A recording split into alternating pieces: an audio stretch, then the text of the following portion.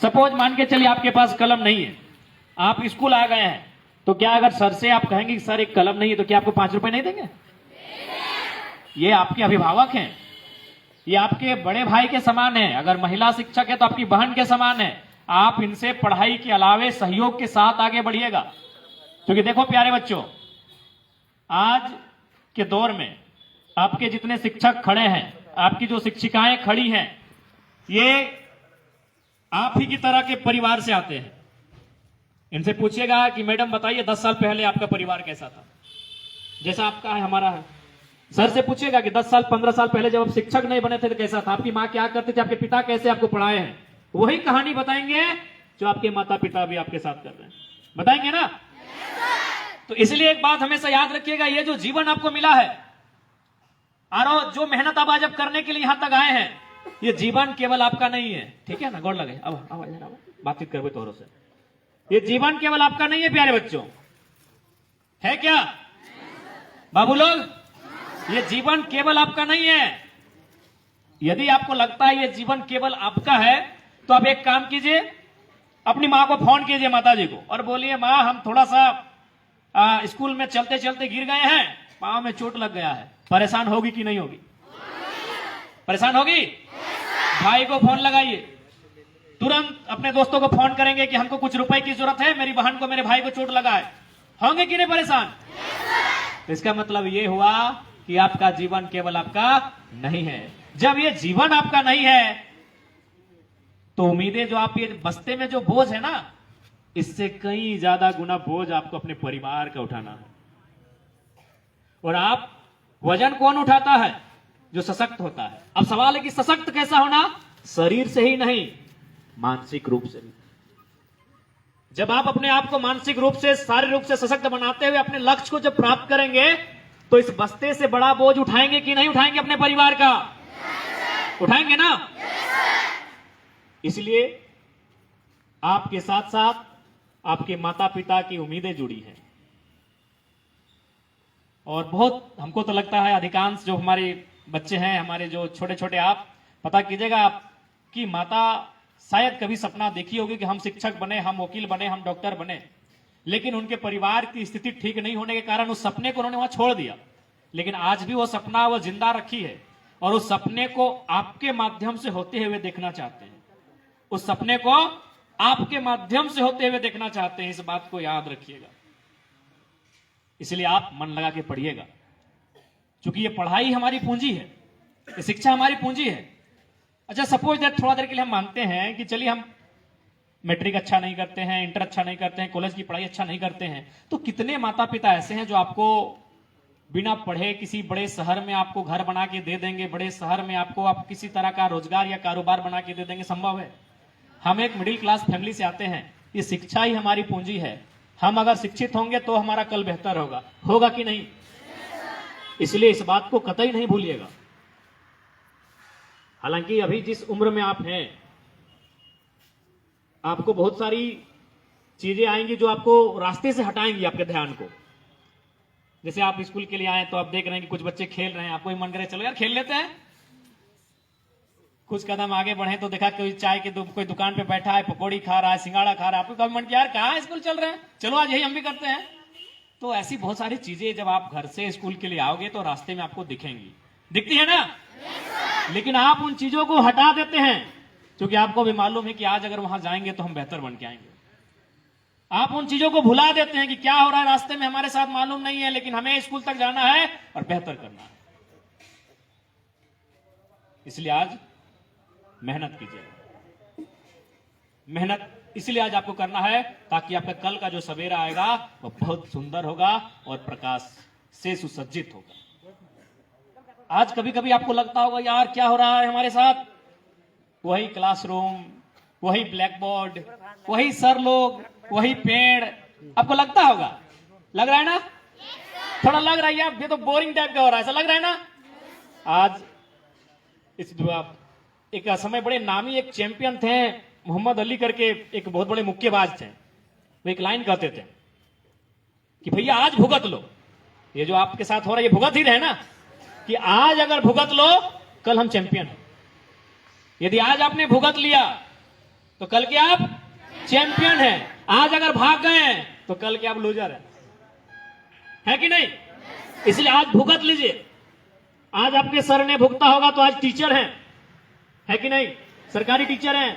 आज आपकी देखिए बड़ी बहन ने भुगता होगा तो आज देखिए मैडम है ना? अरे आज हम भी भुगते हैं तो आपके एमएलए है ना? तो भुगत लीजिए। देखिए दो पुलिस वाले भैया लोग भी हैं, भुगते हैं ना? अच्छा पूछे तो इनसे कि क्या सुबह 4 बजे उठ के दौड़ने जाते थे कि नहीं? जाते थे कि नहीं? यार क्या सुबह सुबह का मौसम है, 4 बज रहा है, काहे परेशान होना, सूत जा रजाई ओढ़ के क्या। लेकिन इन्होंने रजाई को त्यागा, 4 बजे उठे, ग्राउंड में गए, खूब भागे, पूरा दौड़े, जंगल में, पर्वत में, पहाड़ में, पुलिस बन गए। सपना था पुलिस बनना, पूरा हुआ कि नहीं? आपके शिक्षक। तो प्यारे बच्चों आज भुगत लो, कल के आप चैंपियन हो। अभी आपको तय करना है कि आपको चैंपियन बनना है कि नहीं बनना है। कितने लोग हैं जो चैंपियन बनना चाहते हैं? सब नहीं चाहते हैं, सब चाह रहे हैं चैंपियन बनना। तो आज सामना कीजिए परिस्थिति का, आज सामना कीजिए 6 घंटा की क्लास का, आज सामना कीजिए गुरुजनों की डांट का, आज सामना कीजिए एक ही प्रकार के पूरे 365 दिनों के ब्लैक बोर्ड का। आज सामना कीजिए उन परिस्थितियों का, आप कल के चैंपियन हो। और एक बात प्यारे बच्चों हमेशा याद रखिएगा, यदि आप माइनस होंगे तो क्या होगा मालूम है? यदि आप बैक होंगे तो क्या होगा मालूम है? आपका परिवार 20 साल 25 साल बैक होगा ना? क्योंकि नया जनरेशन कब आएगा? जब आप बड़े होंगे और आपके बच्चे होंगे। तो कितना अंतर होगा? 20-25 साल का।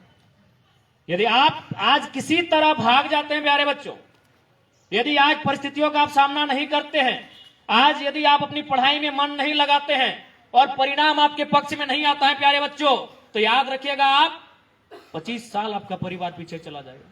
क्या आप ऐसा चाहते हैं? चाहते हैं? बदले में कुछ देना है ना।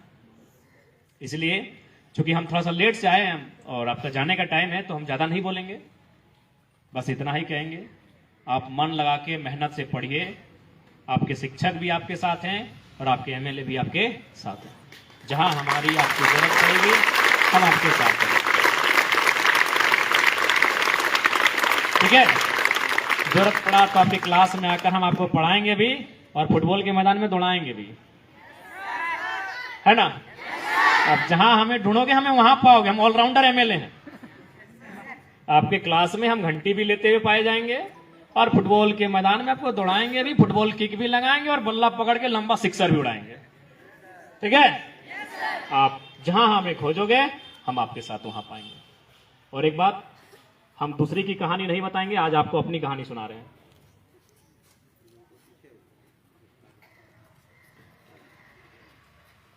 आप हमें तो जानते हैं, लेकिन हम कैसे परिवार से आते हैं क्या जानते हैं? बिल्कुल आपके जैसे, कोई ज्यादा अलग नहीं है क्या? देखो ना, ऐसे पहले कहीं भी देखिए एमएलए जाते हैं तो टेनिस पहनते हैं, ऊपर से वो बंडी ना, बंडी कोट क्या बोलते हैं, लेकिन हम टी शर्ट में आए। हमारा परिवार भी आपकी तरह है बच्चों। हमारी भी दादी, चूंकि अब तो धान कटने लगा है, जब धान कटा नहीं था तो घास था, घास काट के लाती थी, बकरियों को खिलाती थी। हालांकि अभी हमारी माँ बीमार रहती है, लेकिन जब बीमार नहीं थी तो बारी से जो साग सब्जियां आती है उन्हें लेकर, तो चाची में घटिया लगता है, उसका बुधनी हटिया नाम है, वहां बेचने के लिए जाती थी। आज भी हमारा घर मिट्टी का घरौंदा है, मिट्टी का घर है हमारा। एक आवास मिला है जिसको वो इंदिरा आवास बोलते थे, अब तो प्रधानमंत्री आवास उसका नाम हो गया है। तो आज आपके एमएलए जो आपके बीच खड़े हैं, आपसे भिन्न नहीं है, आपसे अलग नहीं है, आप ही की तरह है और आप ही की तरह घरों से होकर हम यहां तक आए हैं।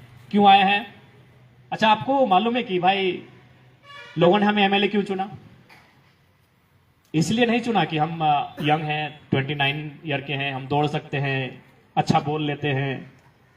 खैर अच्छा तो दिखते नहीं है। हमें इसलिए चुना कि हम पढ़े लिखे हैं। हम खुद अभी पीएचडी की पढ़ाई कर रहे हैं।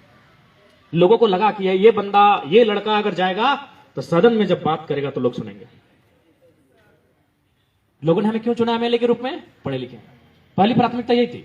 सब यही कहते थे कि बाकी 80 एक तरफ रहे ना, जरा वहां तो जाएगा और मुद्दों को रखेगा तो लगेगा कोई मुद्दों को रख रहा है। इसलिए हमें चुना एमएलए के रूप में, वरना हम तो कोई विशेष नहीं है पढ़े लिखे। तो इसलिए आपको पढ़ना लिखना है, मन लगा के पढ़ना लिखना है, क्योंकि ये पढ़ाई हमारी पूंजी है। हमारे पास, हम उतने बड़े संपन्न परिवार से नहीं आते हैं कि हम दूसरा कुछ सोचेंगे, है क्या? दूसरा कुछ सोचेंगे क्या? हमारी पूंजी है, पढ़ाई है, इसलिए आपको पढ़ना है। और उसमें किसी प्रकार की कोई कंजूसी ना हो, किसी प्रकार की कोई कटौती ना हो, ठीक है ना? देखिए यहां आप 4 घंटा, 5 घंटा, 6 घंटा समय दे रहे हैं कि नहीं? सपोज मान के चलिए, अब जहां सबसे मूल्यवान क्या है? टाइम है। टाइम इज मनी, सुनते हैं ना लोग, बोलते हैं ना टाइम इज मनी, समय सबसे मूल्यवान है। तो हम यहां 4 घंटा से 6 घंटा देते हैं ना, 10 से 4 बजे तक तो 6 घंटा हो गया। हम यहां 6 घंटा समय देते हैं, जहां अगर वहां से हम कुछ हासिल करके नहीं जाएंगे तो गलत बात है कि नहीं? हम यहां 6 घंटा समय देते हैं। भैया देखो, क्या आपके गुरुजनों ने आपको कहा कि जबरदस्ती स्कूल आइए? क्या कहा? आप इसलिए आए हैं चूंकि आप यहां समय दे रहे हैं और इसमें आपको हासिल करके जाना है। सपोज मान के चलिए अगर किसी को पढ़ने में मन नहीं लग रहा है, तो मान के चलिए अगर वो डिसाइड करता है कि मन कहां लग रहा है, बोले ना हमको दौड़ने में मन लगता है, तो तुम अगर 6 घंटा दौड़ोगे तो इस राज्य के नंबर 1 रनर बनोगे कि नहीं? तुम ये कह रहे हो कि नहीं मुझे गाना पसंद है भैया, तो अगर तुम 6 घंटा, चलो तुमको 6 घंटा दे दें, गाना है, तो क्या इस राज्य के नंबर 1 सिंगर बनोगे ना? तो मेरे इस कहानी का कहने का मतलब है कि जहां समय देते हो वहां तुम्हें एक्सपर्ट होना है। तुम समय अगर गैराज में देते हो, तुम समय अगर खेल के मैदान में देते हो, तुम समय अगर फुटबॉल में देते हो, तुम समय अगर क्रिकेट में देते हो, तुम पेंटिंग में देते हो, सिंगिंग में देते हो, माउंटेनिंग में देते हो, जहां समय देते हो 4 से 6 घंटा, वहां का तुमको एक्सपर्ट बनना है, वहां कोई तुम्हारा मुकाबला ना कर पाए, ठीक ना? जब समय दियो 6 घंटा, वहां अगर कोई तुम्हारा मुकाबला करेगा, ठीक बात है? तो जहां तुम समय देते हो वहां तुम्हारा कोई मुकाबला नहीं होना चाहिए, वहां तुम्हें निपुण होना है, वहां तुम्हें हुनरमंद, अकलमंद बन के निकलना है। इसलिए आज तमाम जो प्यारे बच्चे, आप सभी को हमारा यही संदेश रहेगा, आप मन लगाकर पढ़ें और अपने सपनों को पूरा करें। सपने सच होते हैं ना? बताओ, हमें देख के कोई बोलेगा कि हम विधायक हैं? बताओ, हम विधायक हैं? सपने सच होते हैं ना? बताइए, 2 साल पहले हमें कोई जानता नहीं था, आज हम आपके विधायक भी हैं, और छोड़िए राज तो छोड़िए, पूरे हिंदुस्तान के बड़े बड़े चैनल्स को खोलिए, कौन है? हो जयराम महतो, है ना? सपने सच होते हैं ना? तो सपने देखिए और उस सपनों को पूरा करने के लिए संघर्ष करें। फिलहाल आपको आपका लक्ष्य होना चाहिए पढ़ाई लिखाई, आपका लक्ष्य होना चाहिए, आप वहां केंद्रित कीजिए और अपने सपनों को हासिल कीजिए, ठीक है प्यारे बच्चों? और हाँ, बढ़िया से छुट्टी के टाइम, क्योंकि आने के टाइम थोड़ा सा उदासी होता है, प्रैक्टिकल है ना मत बोलो यार। आने के टाइम बोलता है यार स्कूल जा रहे, जैसे स्कूल का गेट करीब आने लगता है, जैसे जैसे शिक्षकों का चेहरा दिखने लगता है, यार कहां आ गए। लेकिन जब जाने का टाइम आता है गजब का फुर्ती होता है, यस या नो? तो जाने के टाइम ठीक है, फुर्ती है, लेकिन आराम से जाइएगा, आराम से जाइएगा, कोई घटना दुर्घटना आपके साथ ना घटे। सचेत होकर सड़क के जो यातायात के नियम है आपने पढ़ा है, यातायात के नियमों को आप जानते हैं, कैसे पार करना है। छोटे बच्चे आपके साथ हैं, छोटे भाई बहन हैं, उनको कैसे पार करना है ये भी आपको मालूम है ना? तो हमको मालूम है, जाने के टाइम आपको बहुत फुर्ती है, लेकिन फुर्ती में थोड़ा सा सोच समझ के, है ना? चलिए ठीक है, आपको आपके भविष्य के लिए, उज्जवल भविष्य के लिए बहुत बहुत शुभकामनाएं। और जब भी हमारी आपको आवश्यकता हो, एक कॉल जरूर कीजिएगा, 9031701932। याद हो गया ना? अरे हम लोग याद कर लेते, इतना अगर जल्दी कोई बोलता है तो। 9031701932। चलो तुम अपना कोई अपना 10 नहीं सुना, हम तुरंत याद कर देंगे। चलो तुम एक बार अपना मोबाइल नंबर सुना, हम तुरंत रिपीट कर रहे हैं, 2-2 करके। कोई भी नंबर सुना? हाँ, तुम्हारा मोबाइल नंबर क्या है? सुना? हाँ, 8340 181247। याद हो गया? रुक जाओ बेटा 83 40 18 12 47, ठीक ना? 83 40 18 12 47। तो याद करो, ताकि अभी कैच करने का ताकत है तुम में, कैच करने का। देखो हम तो तुम्हारे एज से पार हो गए फिर भी कैच कर ले रहे हैं। अभी तुम में कैच करने का ताकत है, कैच करो, है ना? चीजों कैच करो, याद करो। तो चलिए ठीक है, आप सभी को बहुत बहुत शुभकामनाएं। अरे 90 31 70 1932, ठीक है प्यारे बच्चों, बढ़िया से घर जाइएगा, अच्छा से पढ़िएगा और अपने ड्रीम को फुलफिल कीजिएगा, ठीक है?